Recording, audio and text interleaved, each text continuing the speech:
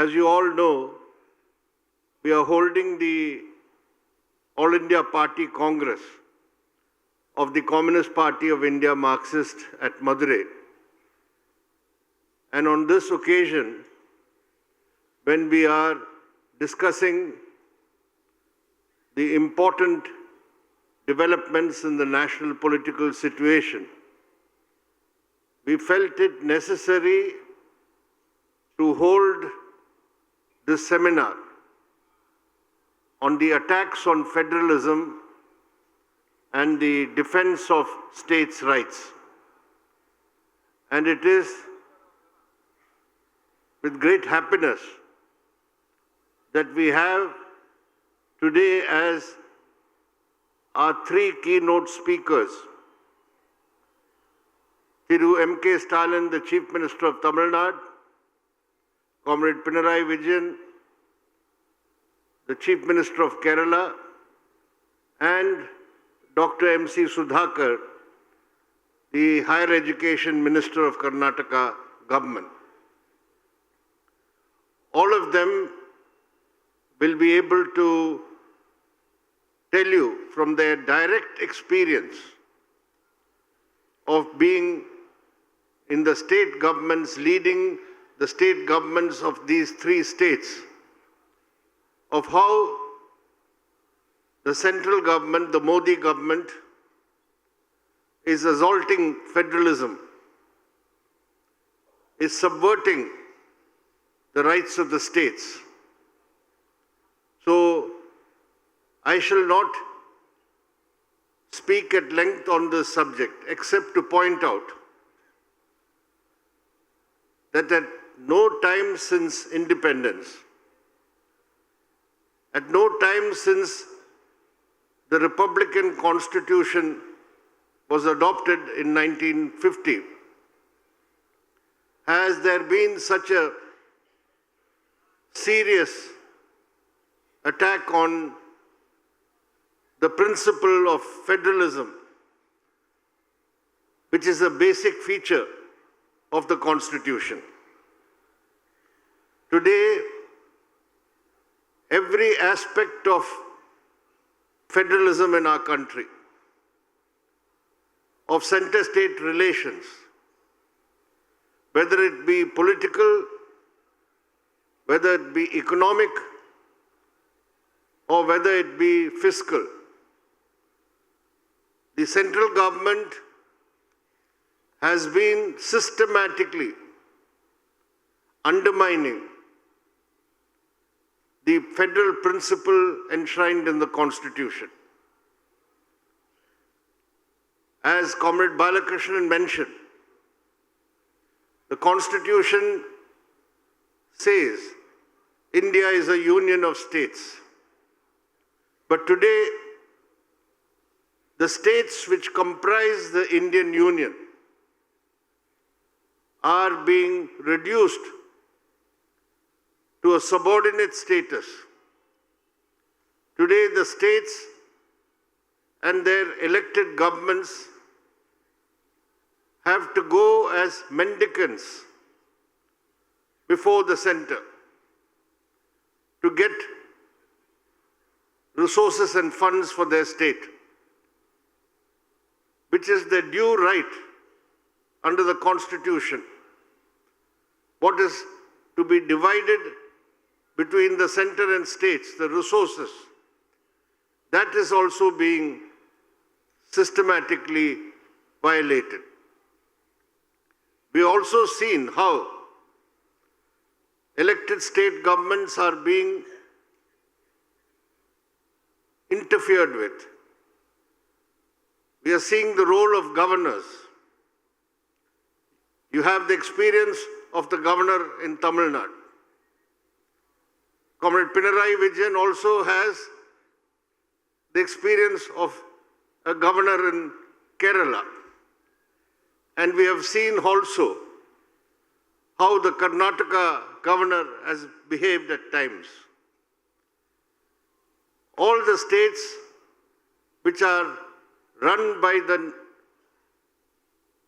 non-BJP parties, the opposition parties, they are being discriminated against, to the extent that even when there is a natural calamity or a disaster,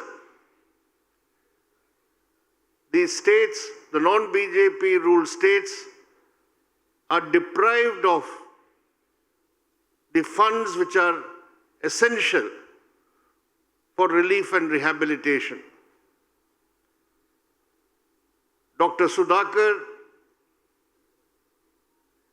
of Karnataka can tell you how they had to go to the Supreme Court of India to get drought relief funds to be released by the center. From Tamil Nadu, you had to struggle, the Tamil Nadu government, to get adequate funds for flood relief when massive floods affected the state.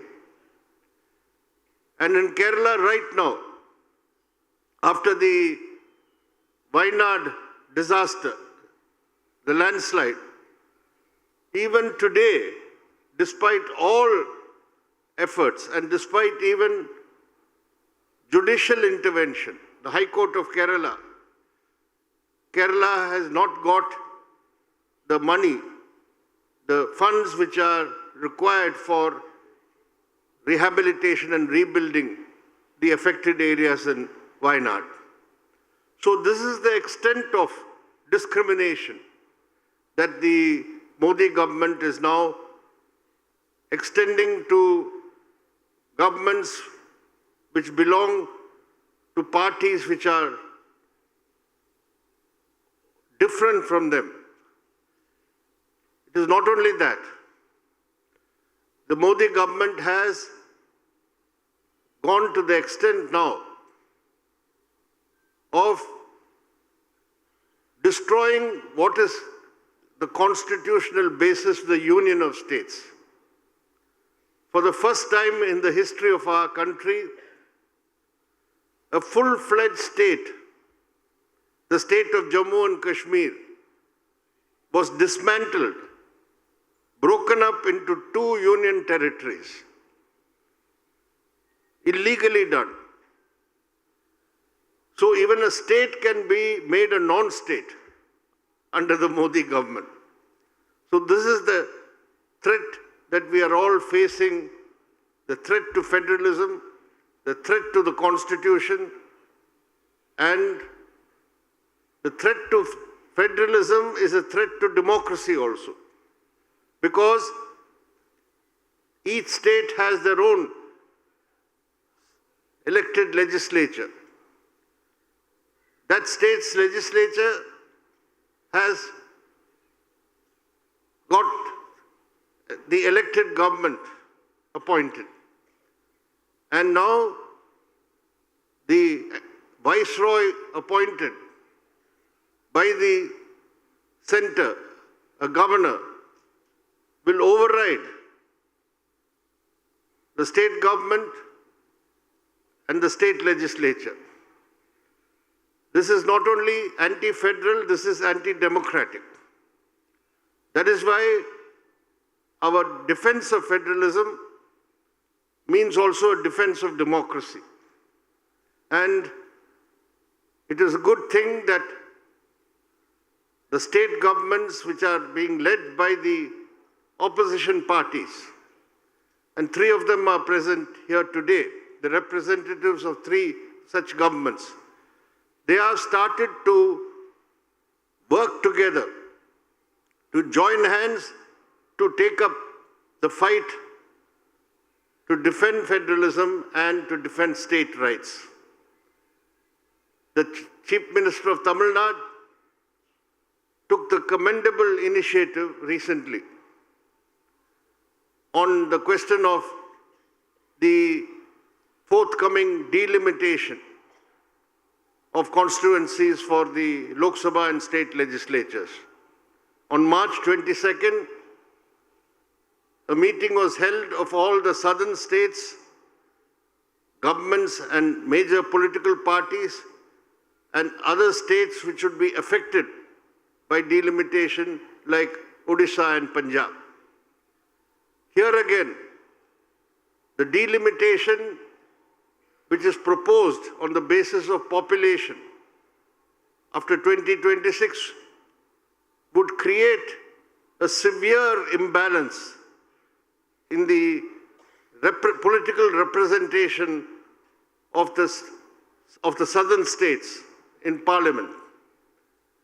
And this would further vitiate the federal principle and also open up the way for domination, political domination. Therefore, such initiatives as what happened on March 22nd, the Joint Action Committee meeting for a fair delimitation, what happened, I think, in Bangalore some weeks ago against the draft UGC regulations, which are going to mean that state-run universities are now going to be dictated to. Vice-chancellors will be imposed, selected vice-chancellors, and we know who will be such vice-chancellors.